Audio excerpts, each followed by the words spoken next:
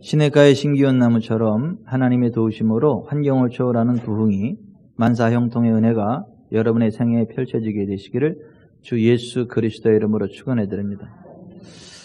작년 연말에 중국 우한에서 코로나 바이러스가 발현했고 전 세계로 퍼져가면서 전 세계 여러 가지 위기 의식을 갖게 되고 여러 가지 생활의 제약사항들이 생겨나게 됐는데요. 그 가운데 가장 심각한 상태가 대한민국 교회가 아닌가, 저는 이런 생각을 해보게 됩니다. 하나님을 대적하는 악한 정치 권력을 행사하는 자들이 득세하는 대한민국이 되어졌고요. 교회 아닌 다른 정말 우리가 조심해야 될 그러한 이태원 사건이나 그런 데에 대해서는 묵묵부답 아무 얘기도 하지 않고 오히려 확진자가 들어와서 앉아 있어도 철저한 방역으로 인해서 더 이상 퍼지지 않고 9,000명, 몇만 명이 돼도 확진자가 돼서 확산되지 않는 안전한 곳이 교회임에도 불구하고 마치 교회가 코로나 바이러스의 진원지인 것처럼 확산지인 것처럼 오도하고 오보하는 대한민국의 매스미디어에 심각한 유감을 표하고 저는 하나님께서 그러한 자들을 친히 간섭해 줄 것을 예수 이름으로 요청합니다. 모든 거짓된 것들이 드러나고 하나님을 대적하는 자들을 하나님께서 친히 간섭해 주셔서 모든 거짓을 그대로 실토하게 되고 모든 진실이 드러나서 대한민국의 진실이 통하는 복된 나라가 되기를 바랍니다. 또 교회들이 기억해야 될 것은 여호와 하나님을 자기 하나님으로 삼고 피난처로 삼고 여호와의 날개 그늘 아래 거할 때에 어떠한 전염병으로부터도 지켜주시는 하나님의 특별한 은혜가 있습니다. 하나님의 특별한 보호하심이 있습니다. 제가 군생활하는 동안에 씻지 못하고 계속 훈련을 하다 보니까 배에 피부 곰팡이가 생겼어요. 피부 백선. 그것이 온몸으로 퍼져가면서 약도 없고 굉장히 힘들었고 제가 대중 목욕탕을 가지를 못했어요. 그것이 부끄러워가지고 이제 그랬는데 제가 성경에 있는 하나님의 언약의 말씀을 붙잡고 선포했죠. 하나님은 우리의 모든 병을 치료하시는 분이시고 예수께서 채찍에 맞으실 때 우리의 모든 연약함의 문제가 해결되어졌고 예수님의 피는 우리의 죄를 씻어낼 뿐만 아니라 모든 질병과 저주를 씻어내는 그러한 보혈의 그 정결케 하는 능력이고 또 성령님은 불같이 역사하셔서 우리 가운데 있는 더러운 것들을 태워버리시고 우리를 온전한 하나님의 사람으로 세워가는 능력이 되신다는 것을 성경을 통해서 알게 되어서 제가 아침 저녁으로 샤워할 때마다 물을 뿌릴 때는 예수님의 피를 뿌립니다. 예수님의 피로 모든 피부 곰팡이, 피부 백선이 제거될지어다. 뜨거운 물을 틀어놓고는 성령님의 불로 나를 덮습니다. 성령의 불로 모든 피부 백선 제거되고 사라질지어다. 채찍에 맞으신 예수의 이름으로 내 몸의 모든 염색체 정상으로 회복될지어다. 선포했거든요. 그랬더니 어느 날 마치 얼굴에 점이 있는 사람도 뽀샤시 처리하면 점 없는 사람처럼 깨끗한 사람처럼 사진이 보정되는 것처럼 제 이 피부가 보정이 됐어요. 깨끗이 돼서 흔적도 없이 사라지고 이제는 제가 대중목욕탕도 자신 있게 배를 내놓고 가는 그러한 그 사람으로 바뀌어졌어요. 무슨 얘기냐면 이거는 의학적인 얘기가 아니에요. 과학적인 얘기가 아닙니다. 살아계신 하나님의 언약의 말씀 위에 거하는 자들에게만은 초자연적인 하나님의 은혜를 이야기하는 거예요. 하나님의 간섭하심, 하나님의 보호하심, 하나님의 치유를 이야기하는 겁니다. 이게 의학적으로 설명이 안 됩니다. 과학적으로 설명이 안 됩니다. 그러나 하나님은 살아계시고 살아계신 하나님께서 권능으로 역사하실 때 그와 같은 일들이 일어난다는 것입니다. 성경 시편 91편은 이렇게 이야기를 해요. 여호와 하나님을 자기 하나님으로 삼고 여호와를 피난처로 삼고 여호와의 날개 그늘 아래 거하는 자들에게는 어떤 전염병도 지켜주시는 하나님의 특별 은혜가 있다. 어떤 파멸도 어떤 황폐함도 그 집에 그 장막에 가까이 하지 못하는 하나님의 천사들의 어떠한 보호 가운데에 안전한 그러한 특별 은총이 있다라고 이야기를 하고 그런 것이 바로 교회입니다. 그런 의미에서 사실 성경적인 교회는 성경적인 믿음이 있는 교회는 코로나 바이러스와 상관없는 교회예요. 그런 전염병과 상관없는 데입니다. 침투하지도 못할 뿐더러 침투했다 할지라도 한 길로 왔을지라도 일곱 길로 떠나갑니다. 그래서 거기에 굴하지 않습니다. 쓰러지지 않습니다. 오지도 못할 뿐만 아니라 서로 왔다가도 그냥 성령의 능력과 불로 태워지고 자유케 되고 온전케 되어지는 것이 그걸로 죽지 않습니다. 그런 의미에서 교회는 사실 코로나 바이러스를 두려워할 이유도 하나도 없고 우리가 조심해야 될 것은 조심하는 것은 맞지만은 그것 때문에 무슨 두렵고 떨리고 모이는 걸 못 모이고 그것은 성경적으로 맞지 않다. 제가 그 말씀을 드립니다. 그런데 지금 이 세상에 수많은 교회들이 있지만 성경적인 믿음으로 성경적인 건강한 교회로 세워가는 교회는 그렇게 많지 않은 것 같습니다. 여러분, 교회라고 해서 다 똑같은 교회가 아니고 죽은 교회가 있어요. 2000년 전 소아시아의 7교회 가운데 하나가 4대 교회였는데 그 4대 교회를 향하여 예수님이 이렇게 말씀하셨어요. You have the name that are alive. 네가 살았다 하는 이름은 가지고 있다. 그런데 실제 너는 죽었다. You are dead. 너는 죽었다. 그러니까 4대 교회는 살았다 하는 name, 이름은 가지고 있어요. 근데 실제로는 죽었어요. 여러분, 죽은 사람이 사람인가요? 죽은 사람을 시체라 그러지 사람이라고 하지 않아요. 여러분, 죽은 교회가 교회입니까? 죽은 교회는 교회가 아니에요. 그럼에도 불구하고 세상은 그것을 교회라고 합니다. 그리고 진짜 교회를, 죽은 교회를 빗대어서 죽은 교회를 조롱합니다. 마치 하나님이 안 계신 것처럼, 마치 성경의 진리와 상관이 없는 것처럼, 그리고 성경적인 교회를 이야기하면 그 극단적인 교회인 것처럼 호도하고 공격합니다. 4대 교회는 교회인데 죽은 교회예요. 하나님의 영광이 함께하지 않는 교회입니다. 오늘날 이 시대의 수많은 교회들이 4대 교회와 같은 수준에 있고요. 지금 코로나 바이러스 앞에 그렇게 움츠러드는 모습을 보면서 이건 아니다라는 위기의식을 갖게 됐고요. 그 4대 교회가 죽은 교회지만 그러나 그 4대 교회 가운데도 죽지 아니한 근근히 살아날 가능성이 있는 성도들이 있었기 때문에 하나님께서 4대 교회 목회자에게 이렇게 말씀하셨어요. 우리 주님이 너는 일깨어 그 남은 바 죽게 된 것을 굳건하게 하라. 내 하나님 앞에 내 행위에 온전한 것을 찾지 못하였노니 그러므로 내가 어떻게 받았으며 어떻게 들었는지 생각하고 지켜 회개하라. 만일 일깨지 아니하면 내가 도둑같이 이르리니 어느 때에 내게 이르는지 내가 알지 못하리라. 그러나 4대에 그 옷을 더럽히지 아니한 자 몇 명이 내게 있어 흰옷을 입고 나와 함께 다니리니 그들은 합당한 자의 연고라. 이기는 자는 이와 같이 흰옷을 입을 것이요 내가 그 이름을 생명책에서 결코 지우지 아니하고 그 이름을 내 아버지 앞과 그의 천사들 앞에서 시인하리라. 귀 있는 자는 성령의 교회들에게 하시는 말씀을 들을지어다. 4대 교회가 죽은 교회인데 그러나 거기서도 몇 명 살아날 사람들이 있기 때문에 그들만큼이라도 건져내라고 하는 거예요. 그들만큼이라도 사망의 자리에서 건져내서 생명의 자리로 나오라고 하는 거예요. 생명책에서 이름이 지어지지 않게 하라는 거예요. 저는 지금 코로나 바이러스로 인해서 조롱당하는 수많은 죽은 교회들, 죽어가는 교회들, 그 가운데 그러나 아직 희망이 있는 그러한 지체들을 향하여 4대 교회 목회자의 심정으로 외치는 거예요. 살아나라고. 살아나라고. 사망의 자리로부터 생명의 자리로 나아오라고.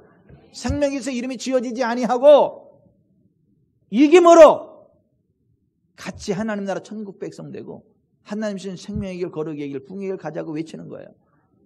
여러분, 4대 교회는 이렇게 죽은 교회라 책망을 받았지만 서머나 교회는요 똑같은 상황 가운데서도 믿음으로 이겼어요. 그래서 칭찬을 받았어요. 서머나 교회를 향하여 내가 내 환난과 궁핍을 알거니와 실상은 내가 부요한 자니라 이렇게 칭찬하셨어요. 필라델피아 교회를 향하여서는 내가 작은 능력을 가지고도 내 말을 지키며 내 이름을 배반하지 아니하였도다. 내가 나의 인내의 말씀을 지켰은즉 내가 또한 너를 지켜 그 시험의 때를 면하게 하리라는 칭찬과 격려를 받았어요. 무슨 얘기예요? 하나님의 언약의 말씀 위에 굳게 서서 그 말씀을 붙잡고 말씀으로 이겨나가는 게 교회라고 하는 거예요. 그러한 교회가 생명나무와 거룩한 성에 참여하는 자리에 나아간다라고 하는 거예요. 저는 우리 교회가 그런 교회가 되기를 바랍니다. 하나님은 이 땅에 교회를 세워가는데, 주님은 이 땅에 교회를 세워가는데 그 교회는 이런 곳이다라고 청사진을 제시했어요. 교회의 청사진. 그 교회의 청사진이 광야교회예요. 사도행전 7장 38절에 바라보면 광야교회를 주님이 이 땅에 세워가는, 하나님이 이 땅에 세워가는 교회의 청사진으로 제시했어요. 그 광야교회의 특징 첫 번째가 뭐냐면 유월절 어린 양의 살과 피로 구원받은 교회예요. 유월절 어린 양의 살을 먹을 때 질병이 치료됐어요. 그 피를 발랐을 때에 죽음의 영이 역사하지 못했습니다. 그리고 애굽에 빼앗겼던 재정이 회복이 되어졌어요. 그리고 그들에게 자유가 임했습니다. 족과 꿀르는 가나안 땅을 향하여 출발하는 모든 족쇄, 그들을 사로잡고 있던 모든 질병의 족쇄가 풀어졌고요. 억압의 족쇄가 풀어졌습니다. 재정의 족쇄가 풀어졌어요. 그렇게 6월절 어린 양의 살과 피로 자유케 되어서 하나님이 적과 꿀린 가나안 땅으로 나아가는 그것이 광야교회의 첫 번째 특징이에요. 오늘날 6월절 어린 양이신 예수 그리스도의 살과 피 안에서 우리가 성찬을 하는 의식이 그거예요. 성찬을 하는 의미가 바로 떡과 포도주를 먹는 이유가 그것이고, 우리의 6월절 양 예수 그리스도 안에 치유가 있습니다. 회복이 있습니다. 자유케 됨이 있습니다. 묶였던 족쇄들이 풀어집니다. 질병의 족쇄가 풀어집니다. 가난의 족쇄가 풀어집니다. 모든 억압이 풀어집니다. 풍성한 삶의 현장 유리를 기다리고 있습니다. 이것이 선포되는 교회가 진짜 교회인 거예요. 그 은총 가운데 있는 교회가 진짜 교회인 거예요. 그것이 광야교회의 첫 번째 특징이었다라고 하는 거예요. 두 번째는 살아있는 주의 말씀을 받고 부응하는 교회가 광야교회의 두 번째 특징이에요. 여러분, 교회는요, 의학 상식을 이야기하는 데가 아니에요. 과학 상식을 이야기하는 데가 아니에요. 역사적 논조를 이야기하는 데가 아닙니다. 철학자들의 철학을 이야기하는 데가 아니에요. 살아있는 주의 말씀, 하나님의 말씀이 선포되는 곳이고, 그 말씀을 아멘으로 받고 부응하는 교회, 그게 교회예요.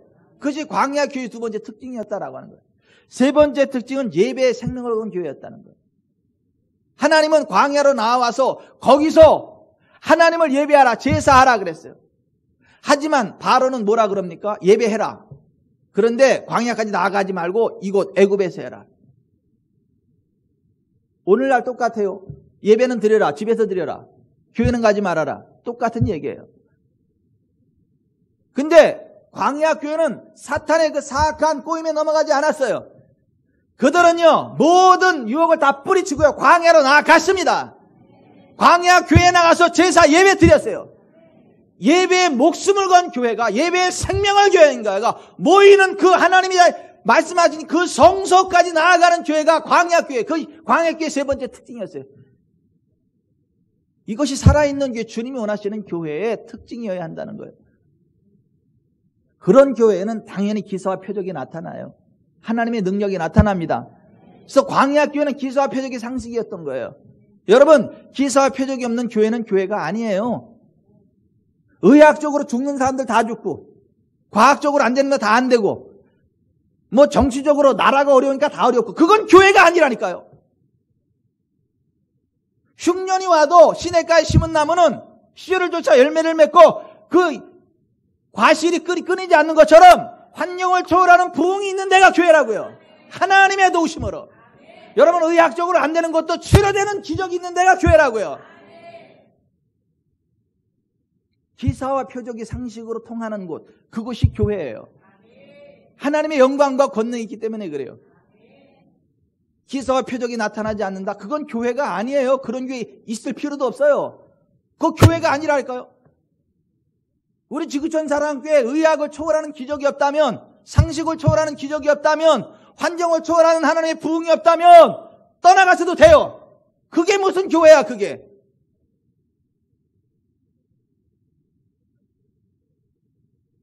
하나님이 세우신 광야교회의 네 번째 특징이 기사와 표적이 상식으로 통하는 그런 거였다. 그리고 광야교회의 세 가지 중심축을 하나님이 세우셨는데, 그 첫째가 미팅 텐트, 회막이에요. 하나님과 만나는 예배당. 성도와 성도가 만나서 하나님께로 나아가는 만남의 집. 성전, 회막, 예배당. 그래서 광야교회는 거주할 때도 회막을 중심으로 거주해야 됐고, 이동할 때도 회막과 함께 이동을 해야 돼요. 그것이 광야교회의 첫 번째 중심축이에요. 여러분들의 삶의 중심이 예배당이어야 한다는 거예요. 교회여야 한다는 거예요. 두 번째 중심축이 율법이에요. 하나님의 말씀. 여호와의 율법의 말씀을 지켜 행하면 반드시 복을 받는다. 가난하게 되지 않는다. 짐승과 우양이 번식하게 된다. 은금이 증식하게 된다. 세계 모든 민족이 뛰어나게 된다. 꾸질전정 꾸임받지 않게 된다. 두라다나도 복을 받게 된다. 이것이 성경에서 오늘날 수많은 교회들이 가난에 찌든 이유가 뭔지 아세요? 오늘날 수많은 기독교인들이 가난에 찌드는 이유가 뭔지 아세요? 여호와의 율법과 상관없는 삶을 살아요. 하나님의 말씀과 상관없는 삶을 살아요. 오빤 강남 스타일, 그런 식으로 지 스타일로 신앙생활해. 그러니까 평생 신앙생활 한다고 하는데, 평생 뭐 교회 다닌다 그러는데 가난하고 찌들어. 벗어나지 못해. 삶의 저주로부터, 압박으로부터. 아니요, 여러분. 여호와의 율법 가운데 행하면요, 땅에 사는 가장 좋은 것을 먹습니다. 반드시 복을 받고 가난하지 않게 됩니다. 광야학교의 두 번째 중심축이 여호와의 율법, 여호와의 말씀이었다는 것. 세 번째 중심축이 하나님의 사람, 하나님의 사자, 하나님의 종, 모세였어요. 여러분 60만 성도 전체 가운데 하나님의 종은 딱 한 사람, 모세예요. 하나님은 모세를 통하여 말씀하시고 모세를 통하여 지도력을 행사했던 거예요. 교회의 중심축은 하나님이 세우신 하나님의 사람, 하나님의 종, 하나님의 사자가 그 중심축이어야 된다는 거예요. 광야 교회의 세 번째 중심축이 하나님의 종, 하나님의 사자, 모세였어요. 근데 모세가 리더십의 반열에 섰다 할지라도 모세 마음대로 이끌어가는 게 아니고 모세가 하나님이 말씀하시는 대로 지도력을 행사한 거예요. 오늘날 교회가 교회 되려면, 주님이 기뻐하시는 교회가 되려면 모세와 같은 진짜 하나님의 사자, 하나님의 종이 이끌어가는 교회가 되어야 된다는 거예요. 제가 신학교 졸업하고, 신학교가 아니라 고등학교 졸업하면서 고민이 많았어요. 저는 사업가가 되기를 원했어요. 그리고 하다못해 뒷골목 깡패를 하더라도 내 마음대로 살아가는 걸 원했어요. 그냥 치마부대 따라다니면서 목사가 되는 걸 원치 않았어요. 아주 쪼잔해 보였어요. 내가 왜 목사가 되다 이런 생각도 한번 하고. 근데 어렸을 때부터 그렇게 세뇌가 돼가지고 너는 목사가 돼야 된다고 서원했다고.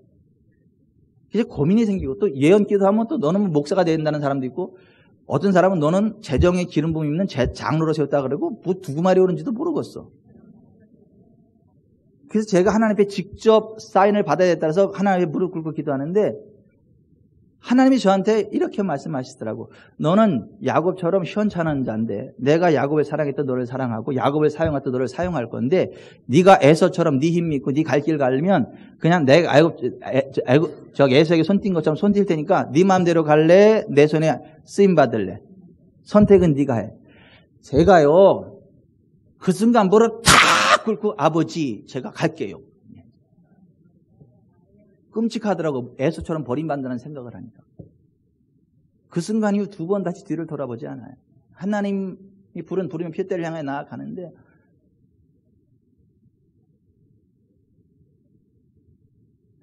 교회의 세 번째 중심축이 뭐냐 하면 하나님이 부르신 하나님의 사자, 하나님의 사람으로서의 목회자가 있어야 돼요. 모세와 같은. 그게 없으면 가짜예요. 여러분 우리나라에서 제일 빨리 성장하는 교회가 어딘지 아세요? 신천지. 사실은 교회가 아닌데 사람들은 교회라 그러죠.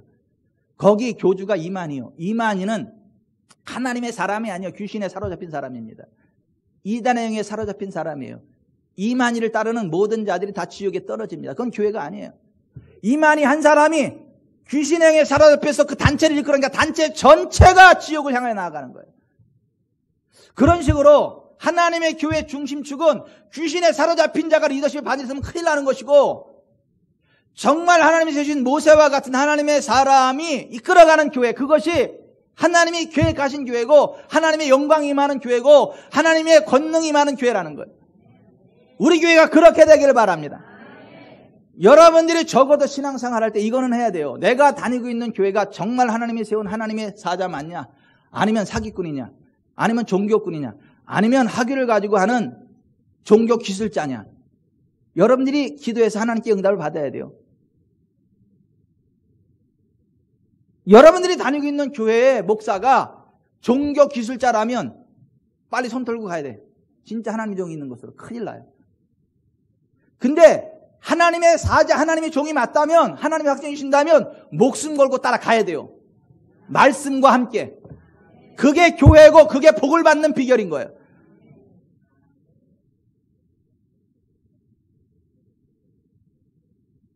그와 같은 광야 교회의 특징을 한마디로 광야교의 특징과 중심축들을 간단하게 줄이면 이거예요. 교회란 구별된 장소에 모이는 하나님의 백성 공동체, 그리고 그것이 있는 하나님의 리더십.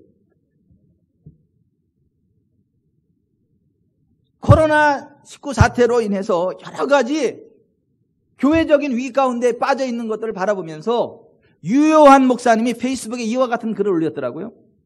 이른바 온라인 교회는 교회가 아니다. 온라인 교회라는 말은 있을 수 있습니다. 온라인 선교회라는 명칭도 가능합니다. 그러나 온라인 교회라는 말은 있을 수 없습니다. 어불성설입니다. 그것은 마치 뜨거운 얼음, 따끈한 냉면, 달 밝은 대낮이라는 말처럼 성립할 수 없는 말입니다. 교회란 헬라어로 에클레시아라고 합니다. 에클레시아는 무엇으로부터의 뜻을 지닌 전치사 에크와 부르다의 뜻을 지닌 동사 칼레오의 합성어입니다. 에크 칼레오, 무엇으로부터 부름받다의 명사형 에클레시아입니다. 그 의미는 어디로부터 불러나온 사람들 혹은 어디로부터 부름받은 사람들이라는 뜻입니다. 그러므로 에클레시아는 세상으로부터 부름받은 이들의 모임을 의미합니다. 물론 여기서 말하는 모임은 공적 모임을 뜻합니다. 에클레시아는 본래 아테네 시민의 총회인 민회를 가리키는 말이었습니다. 어떤 문제를 결정하기 위해 부름받은 시민의 모임을 에클레시아라 했습니다. 아테네 민회는 그리스 민주주의의 꽃이었습니다. 그들은 각자 자신의 집, 곧 가정에 있었습니다. 그러나 정해진 날 민회에 참가하기 위해 어떤 특정한 장소에 공적으로 함께 모였습니다. 이것이 바로 에클레시아였습니다. 그러므로 교회는 모일 때만 존재합니다. 교회는 에클레시아이기 때문입니다. 즉 아테네 시민의 민회처럼 신자들이 자신의 집에 있다가 주일날 공예배로 특정 장소, 건물이든 공터이든 공적으로 모일 때 비로소 교회는 존재하는 것입니다. 모이지 않으면 교회는 존재하지 않습니다. 유형 교회는 모일 때만 존재합니다. 이것이 교회의 본질입니다. 따라서 온라인 교회라는 것은 언어 도단입니다. 그것은 교회가 아니기 때문입니다. 온라인 교회라는 말은 뜨거운 얼음이라는 말처럼 사기성 언어입니다. 에클레시아는 공적 모임이며 모여서 예배하는 공예배가 사라진 교회는 교회가 아닙니다. 다시 말씀드립니다. 온라인 선교회라는 말은 있을 수 있습니다. 그러나 온라인 교회라는 말은 존재할 수 없습니다. 교회로 교회 되게 하십시오. 교회는 모일 때만 존재합니다. 이른바 온라인 교회를 세워 헌금을 온라인으로 받아 챙기는 자들을 주의하십시오.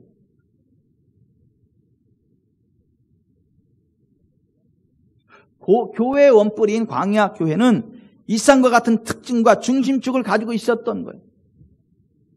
그리고 그 광야교회의 가치가 있어요. 광야교회의 가치가 무엇으로부터 나왔느냐 하면 첫째, 하나님의 입으로부터 나오는 모세의 설교 사역에 있었다.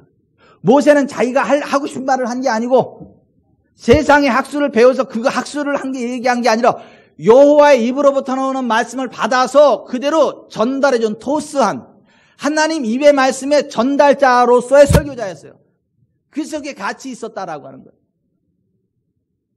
여러분, 이 세상에 하나님 말씀이라고 하는 설교자들이 많이 있지만 여호와의 입으로부터 나오는 말씀을 선포하는 설교자가 진짜 설교자예요. 광야교회에 그와 같은 모세 설교가 있었기 때문에 가치가 있었다라고 하는 거예요. 그래서 모세가 이렇게 이야기한 거예요. 하늘이여 귀를 기울이라. 내가 말하리라. 땅은 내 입의 말을 들을지어다. 내 교훈은 비처럼 내리고 내 말은 이슬처럼 맺히나니 연한 풀 위에 가는 비 같고 채소의 단비 같도다. 내가 여호와의 이름을 전파하리니 너희는 우리 하나님께 위엄을 돌릴지어다. 여호와의 입으로부터 나오는 그 말씀을 그대로 받아 전달하는 모세의 설교가 광야교회의 첫 번째 가치였다라고 하는 거예요. 두 번째는 하나님의 택하심과 보호하심이 광야교회에 있었어요. 그 누구도 못 건드려. 하나님의 눈동자와 같은 광야교회. 그 누구도 못 건드려. 건드리면 하나님 그냥 놔두지 않아요. 이것이 광야교회 두 번째 가치. 광야교회 세 번째 가치는 하나님의 인도하심과 공급하심이 있었다라고 하는 거예요. 하나님이 그들의 모든 필요를 채우시고 구름기둥, 불기둥으로 그들을 인도하셨다라고 하는 거예요. 이것이 광야교회의 세 번째 가치. 광야교회의 네 번째 가치는 신주주의. 하나님이 주인 되시는 교회였다는 거예요. 광야교회를 모세가 이끌어갔지만 모세도 하나님의 종이고 하나님의 제가를 받아서 하나님의 뜻대로 광야교회를 이끌어간 것이지 모세의 뜻대로 광야교회를 이끌어갔을 때는 망했어요. 모세도 하나님의 뜻대로 움직이지 않았을 때 버림받았어요. 족과 꿀이는 가나안 땅에 들어가는 데로부터 버림받았어요. 모세도 하나님의 주권에 순복하고 순종했을 때에 쓰임받은 것이고 복을 받은 것이지 이스라엘 백성들의 이야기를 따라갔을 때 버림받았어요. 교회는 민주주의가 아니에요. 신주주의입니다. 하나님이 결정하는 거예요. 교회, 광야교회 주인은 모세가 아니에요. 아론이 아니에요. 이스라엘 백성들은 아니에요. 하나님이에요. 하나님의 뜻대로만 움직여야 되는 거예요. 오늘날 교회 주인은 목사 아니에요. 장로회 아니에요. 권사회 아니에요. 집사회 아니에요. 새가족회 아니에요. 하나님이세요. 지구촌 사랑교회 주인이 누구예요? 하나님이에요. 이병천이 아니에요. 우리 교회 장로님, 권사님 아니라고요. 여호와 하나님이 지구촌 사랑교회 주인이에요. 저도 하나님의 뜻대로 하지 않으면 버림받는 거예요. 저는 그게 두려워요. 혹시라도 내가 하나님의 뜻이 아닌 내 뜻대로 목회하다가 버림받을까 봐.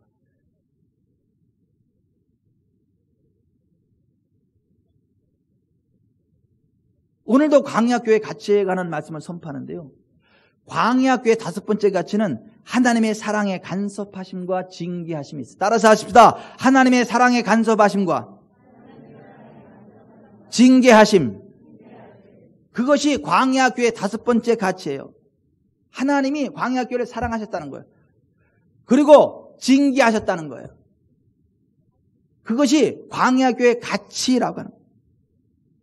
우리들을 향한 하나님의 사랑, 교회를 향한 하나님의 사랑, 광야교회를 향한 하나님의 사랑, 그것이 무엇을 의미하는지를 정확히 알려면 로마서 9장 13절에 나오는 하나님의 사랑을 받은 야곱과 하나님의 미움을 받은 에서라는 말씀에 집중할 필요가 있어요. 로마서 9장 13절에 기록된 바 내가 야곱은 사랑하고 에서는 미워하였다 하신 것 같으니라 그랬어요. 하나님이 야곱은 사랑했는데 에서는 미워했다는 거예요. 근데 이 말씀을 어디에서 인용한 거냐면 말라기 1장 2절 3절인데 여호와께서 이르시되 내가 너희를 사랑하였노라 하나 너희는 이르기를 주께서 어떻게 우리를 사랑하셨나이까 하는도다. 나 여호와가 말하노라. 에서가 야곱의 형이 아니냐. 그러나 내가 야곱을 사랑하였고 에서는 미워하였으며 그의 산들을 황폐하게 하였고 그의 산업을 광야의 이리들에게 넘겼느니라 했어. 하나님이 야곱은 사랑했지만 에서는 미워했다는 거예요. 그러면 에서를 향한 하나님의 미움은 무엇으로 나타난 거냐 하면 에서가 어떤 잘못을 범해도 하나님이 터치하지 않는 거예요. 이방 여인과 결혼해도 터치하지 않아요. 못된 짓을 해도 터치하지 않아요. 그가 무슨 일을 해도 터치하지 않아요. 간섭하지 않아요. 그게 하나님이 에서를 미워했다는 이야기예요. 야곱을 향한 하나님의 사랑은 어떤 사랑이었느냐 하면 야곱이 잘못된 길로 가면 즉시 매를 드세요. 야곱이 잘못된 길로 가면 하나님이 매를 드셔서 똑바른 길로 돌아오게 하세요. 하나님이 예비하신 생명의 길로 나아가기까지 두들겨 패세요. 개 패듯이 패세요 그냥. 그것도 한 대 패는 게 아니야. 깐 데 또 까고 깐 데 또 까고 깐 데 또 까고 깐 데 또 까고 깐 데 또 까. 알았어요 하나님 하고 두 손 발짝 들 때까지 까고 또 까고 까고 또 까고 까고 또 까. 그게 야곱을 향한 하나님의 사랑.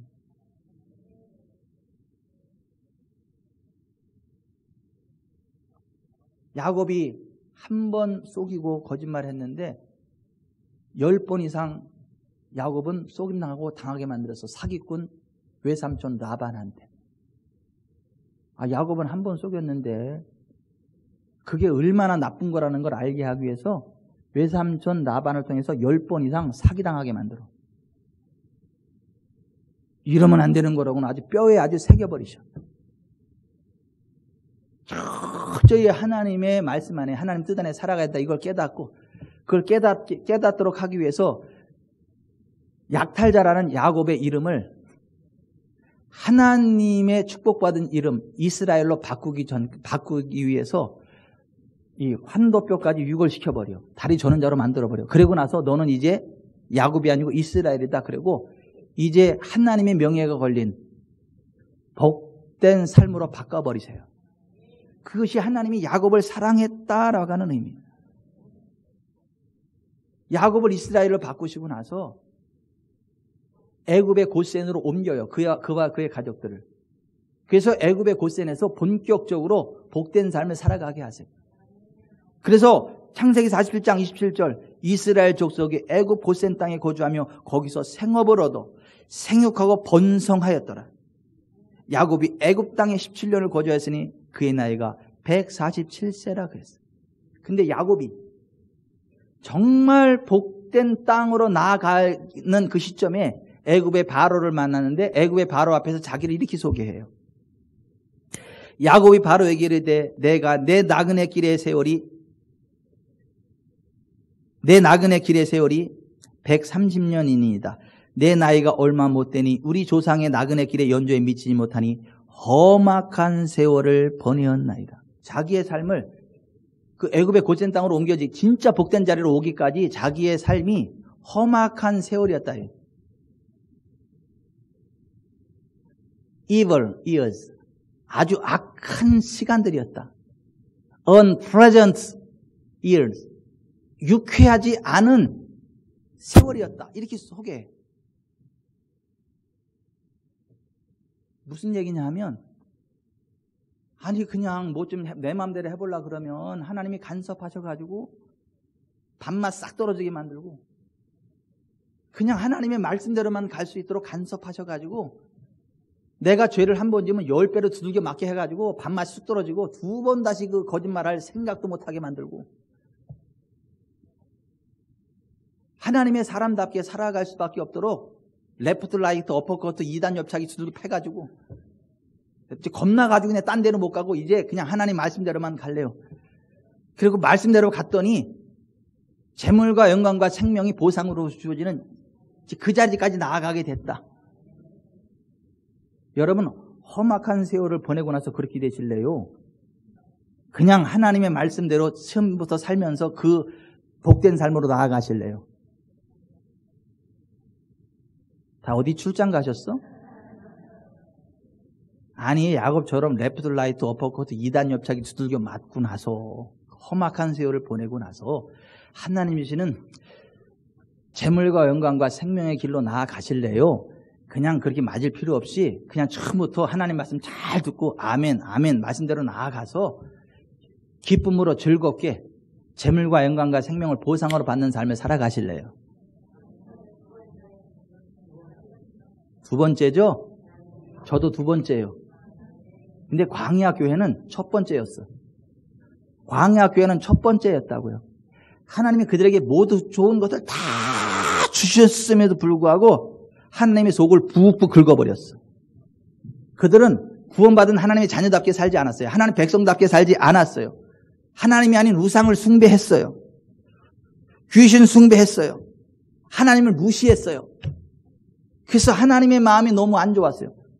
그 모습을 바라보면서 모세가 이렇게 한탄했어요. 신명기 32장 5절 그들이 여호와를 향하여 악을 행하니 하나님의 자녀가 아니요 흠이 없고 삐뚤어진 세대로다. 어리석고 지혜 없는 백성아 여호와께 이같이 보답하느냐. 그는 내 아버지시요 너를 지으신 이가 아니시냐.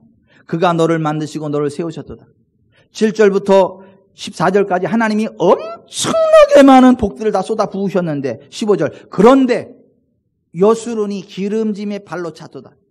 이 여수론이라는 말은 히브리어 예수론, 올바른 자 그런 말이에요. 그런데 여수론이 기름짐의 발로 찼도다. 내가 살찌고 비대하고 윤택함에 자기를 지으신 하나님을 버리고 자기를 구원하신 반석을 업신여겼도다. 그들이 다른 신으로 그의 질투를 일으키며 가증하는 것으로 그의 진노를 격발하였도다. 그들은 하나님께 제사하지 아니하고 귀신들에게 하였으니 곧 그들이 알지 못하던 신들 근래에 들어온 새로운 신들 너희 조상들이 두려워하지 아니하던 것들이로다. 너를 낳은 반석을 내가 상관하지 아니하고 너를 내신 하나님을 내가 잊었도다. 이렇게 배은망덕했다는 거예요. 하나님의 자녀답지 못했다는 거예요. 하나님 백성답지 못했다는 거예요. 하나님이 그런 그들을 보시면서 마음이 아프고 상한 마음을 가지셨다는 거예요. 슬프셨다는 거예요. 분노가 일어나셨다는 거예요. 그래서 19절부터 보면 그러므로 여호와께서 보시고 미워하셨으니, 여기 미워한다는 말은 에서를 미워했다는 것과 달라. 에서를 미워했다는 말은 사네라는 말을 썼는데 여기에 미워했다는 말은 나츠라는 말이에요. 너무너무 사랑하기 때문에 그들의 악함을 용인할 수 없는 미움인 거예요. 포기할 수 없는 미움인 거예요. 에서를 미워했다는 그 미움과 단어 자체가 달라. 히브리어. 무슨 얘기요? 광야 교회를 너무너무 사랑하는데, 그래서 복을 줬는데 그들이 어긋난 길을 가는데 그래도 포기할 수 없다는 거예요. 이것들아!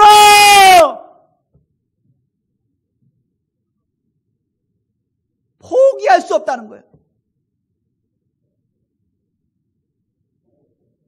여호와께서 보시고 미워하셨으니 그 자녀가 그를 격노하게 한 까닭이로다. 그가 말씀하시기를 내가 내 얼굴을 그들에게서 숨겨 그들의 종말이 어떠함을 보더니 그들은 심히 패역한 세대여 진실이 없는 자녀이미로다. 그들이 하나님이 아닌 것으로 내 질투를 일으키며 허무한 것으로 내 진노를 일으켰으니 나도 백성이 아닌 자로 그들에게 시기가 나게 하며 어리석은 민족으로 그들의 분노를 일으키리로다. 그러므로 내 분노의 불이 일어나서 수월의 깊은 곳까지 불사르며 땅과 그 소산을 삼키며 산들의 티도 불타게 하는도다. 내가 재앙을 그들 위에 쌓으며 내 화살이 닿을 때까지 그들을 쏘리로다. 그들이 주림으로 쇠약하며 불같은 더위와 독한 질병에 삼켜질 것이라. 내가 들짐승의 이와 티끌에 기는 것에 독을 그들에게 보내리로다. 밖으로는 칼에, 방 안에서는 놀람에 멸망하리니 젊은 남자도 처녀도 백발노인과 함께 젖 녹는 아이까지 그러하리로다. 내가 그들을 흩어서 사람들 사이에서 그들에 대한 기억이 끊어지게 하리라. 자, 여기 좀 보세요. 하나님이 너무너무 사랑해서 구원해줬고 복을 줬는데 어긋장 놓으면 하나님이 포기하지 않는 게 밖으로는 칼에, 무슨 얘기냐면 전쟁이 일어나게 해가지고 다 쑥대밭 만들겠다는 거예요. 방 안에서는 놀라매, 독사의 독, 티끌의 독, 뭐 독한 질병, 들짐승의 이, 티끌에 기는 것의 독, 그런 것들로 다 해가지고 안팎으로 괴로워서 못 살게 만들겠다는 거예요. 밖으로도 공격당해, 안으로도 공격당해, 숨을 데가 없다는 거예요. 그래가지고 아이고 너무 힘들어요. 그러니까 똑바로 해, 이거사.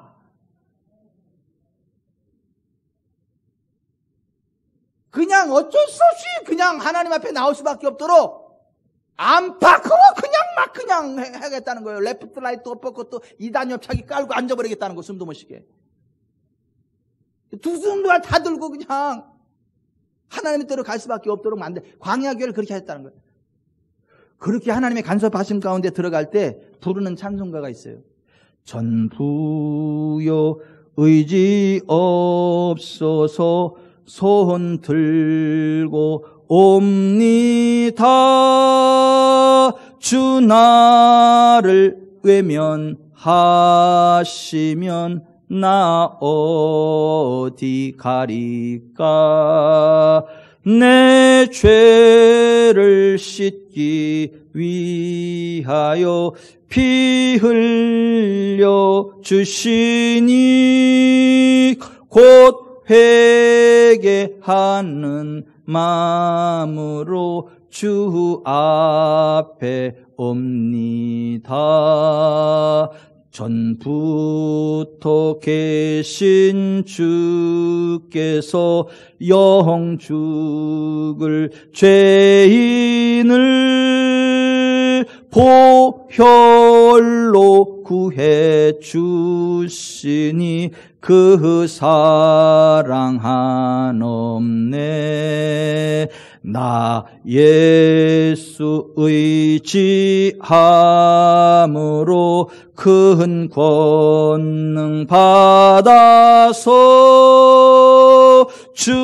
주님께 구한 모든 것 늘 얻겠습니다. 내 죄를 씻기 위하여 피 흘려 주시니 곧 회개하는 마음으로 주 앞에 옵니다. 이렇게 만드신다는 거예요. 그리고 그렇게 낮아지면 그러게 처음부터 잘하지 왜 그랬어? 그리고 갑절로 복을 주신다는 거야. 매 맞고 갑절로 복을 받으실래요? 그냥 처음부터 그냥 복 받고 가실래요? 갑절이면 매 맞을 그 가치가 충분히 한데, 아니, 갑절 아니요. 한 배여도 쓰고도 남어.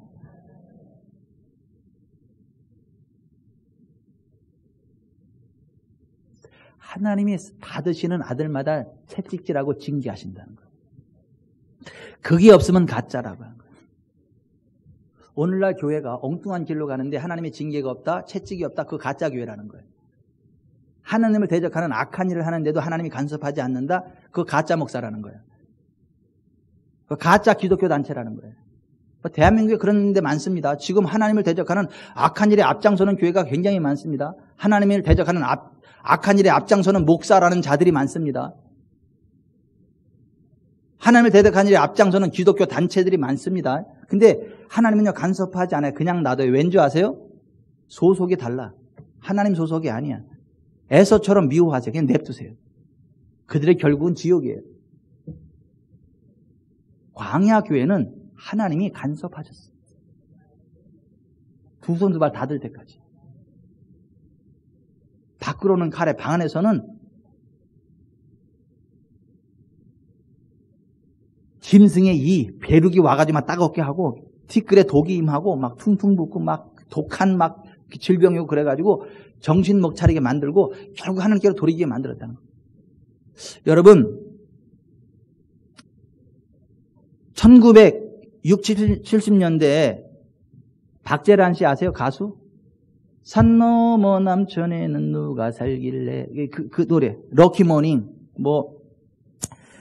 님 등등의 히트곡을 하면 날리면서 무려 17년간 천여 곡의 노래를 불렀고 국내에서 가장 많은 음반을 냈던 그 당시 스타 박재란 씨. 그러던 그가 80년대 초반 미국에서 어느 날 응급차에 실려갔죠. 난치성 신경성 위궤양이란 진단을 받고 집으로 돌아왔죠. 기진맥진에 소파에 누워서 텔레비전 채널을 틀었는데 광야의 소리라는 프로그램이었습니다. 한국말로 나오는 방송이었습니다. 그 방송에서 나옵니다. 하나님은 세상을 창조하시고 사람 또한 창조하셨다. 하나님께서는 전지전능하시기 때문에 의학적으로 고칠 수 없는 불치병도 고치신다. 그 말씀을 듣는 순간 가슴이 뜨거워지면서 불이 많은 거야. 그래서 막 떼굴떼굴 구르면서 막 눈물 콧물 쏟으면서 막 아버지 막 그래요. 막 떼굴떼굴 구르다 보니까 다 나았어. 몸이 가벼워지고 그냥 깨끗해졌어요.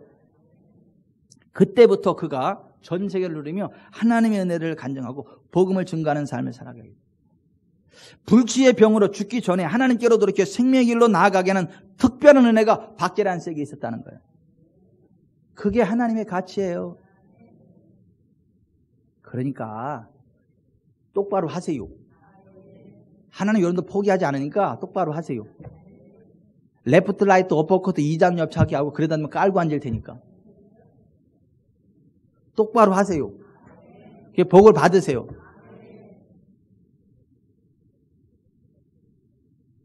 교회가 타락하는 거 경계해야 돼요. 정말 하나님 바라보고 말씀 안에서 매 맞기 전에 생명의 길, 거룩의 길, 부흥의 길 달려갑시다.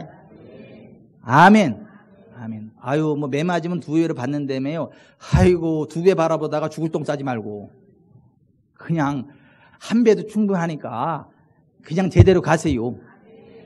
신실하신 하나님 우리를 포기하지 않아요. 끝까지 인도하십니다. 그 하나님의 사랑 안에 가면서 매 맞기 전에 똑바로 갑시다. 예술은 올바른 자로 살아갑시다. 하나님 한 번도 나를 실망시킨 적 없으시고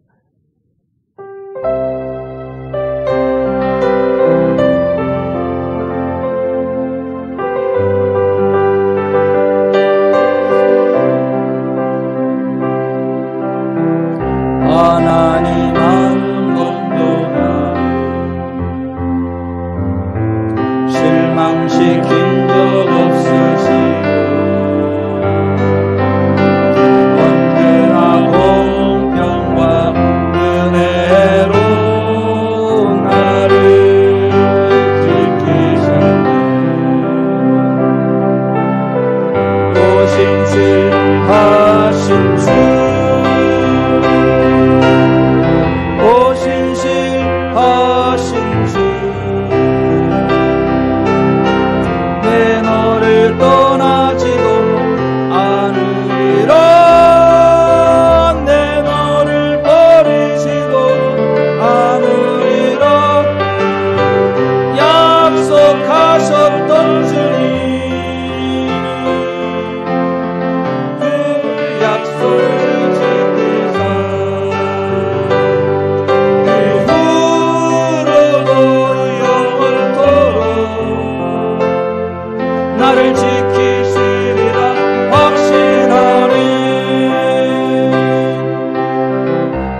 지나온 모든 세월들 돌아보아도 그 어느 것 하나 주의 손길 안 미친 것 전혀 없네. 오신실하신 주 오신실하신 주 내 너를 떠나지도 않으리라. 내 너를 버리지도 않으리라. 약속하셨던들이 그 약속을 지키사 이후로도 영원토록 나를 지키시리라 확신하네. 이후로도 영원토록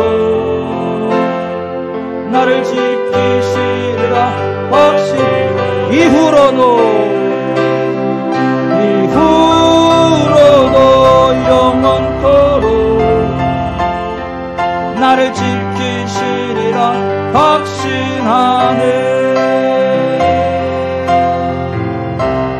가슴에 손을 얹어보세요. 그리고 눈을 감아보세요. 지금 이 자리에 있는 여러분은 하나님이 택하신 분들이에요. 하나님이 주실 복이 차고도 넘치는 사람들이에요. 근데 삐딱선 타면 하나님이 레프트 라이트 어퍼커트 2단 옆차기 깔고 앉아버려. 두 손 두 발 다 들 때까지. 복된 자리로 나오기까지 하나님 짓눌러버려요. 그리고 돌이키고 하나님의 뜻대로 가면 하나님이 다시 회복시키세요. 하나님이 부흥을 주세요. 환경을 초월하는 부흥을 주신다고요. 목사도 마찬가지, 사업가도 마찬가지. 그렇게 안 하면 교회도 어려워요. 사업도 어려워요. 근데 하나님의 사랑을 알고 말씀 안에서 예술은 올바른 자로 올바른 길을 걸어가면 하나님 복을 주세요. 교회 안 어려워요. 사업 안 어려워요. 하나님이 도와주셔서. 우리 교회 안 어려워. 무슨 뭐 교회마다 재정이 뭐 요새 힘들다 그러는데 우리 교회는 재정이 남아.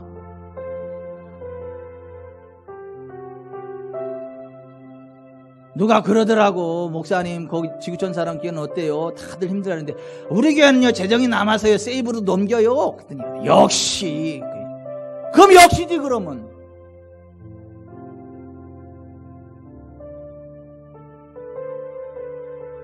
우리 교회 성도들은요 지금 이 시대에 진급해요. 정직원이 되고 진급하게 되고요. 사업의 아이템이 열리고요. 일거리가 차고 넘쳐서요 옆으로 나눠주고요. 나눠주는 값도 챙기고요. 그게 지구촌 사람 교회 성도 믿음으로 사는 사람들의 기업이요. 그게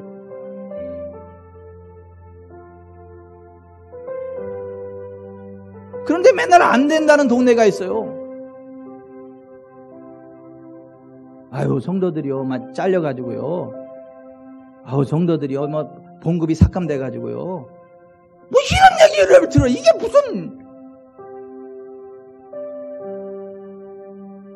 제가 이제 그런 분 앞에 있으면 할 말 없어 입을 딱 다물고 말아요. 우리 교회 얘기하면 저 새끼도 잘난 체 한다 그럴까봐. 그래 이 새끼야 너 잘났다 이 새끼야. 그런 얘기 나올 것 같아가지고.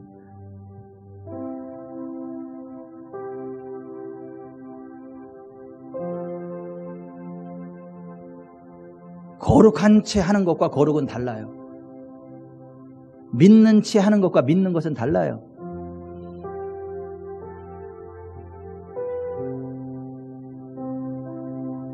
뭐 지금 뭐 어렵다고요? 어렵죠. 하나님 밖은. 애굽은 어렵지. 고센은 안 어려워요.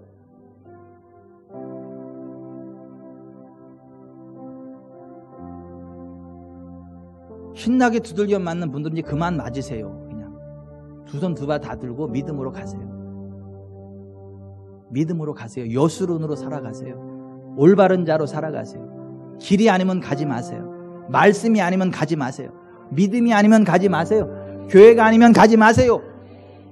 저 용한 데 찾아가지 말고요. 누가 또 용한 데 찾아갔대. 누군 누구요? 네가 알지.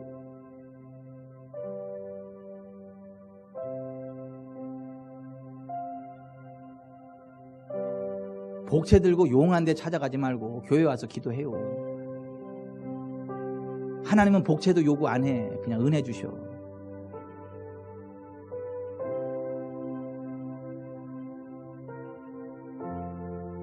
하나님, 포기하지 않는 사랑으로 우리를 사랑하시는 것을 감사합니다. 포기할 수 없는 미움으로 우리를 간섭해 주시는 것을 감사합니다. 에서처럼 되지 않게 하시고 야곱처럼 하나님의 간섭하심 가운데 들어와서 험악한 세월을 살아갈지언정 생명의 길로 나아가기 원합니다. 험악한 세월을 지나고 나서 마침내 생명의 길, 거룩의 길, 풍의 길 달려갈 수 있도록 우리를 택하시고 이끄시는 여호와 하나님을 찬양합니다. 오늘 이곳에 있는 자들이 더 이상 험악한 세월 가운데 거하지 않게 하시고 하나님 주시는 생명과 거룩과 풍의 길을 달려가게 해 주옵소서. 내가 나사렛 예수의 이름으로 명한다. 험악한 세월 끝! 유쾌한 세월이 시작될지어다. 복된 세월이 시작될지어다.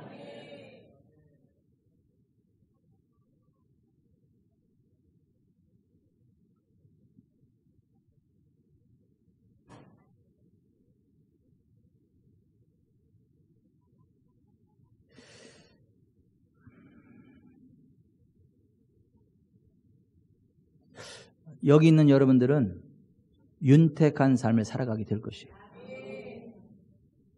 그러나 하나님과 어긋장난 길을 가지 마세요.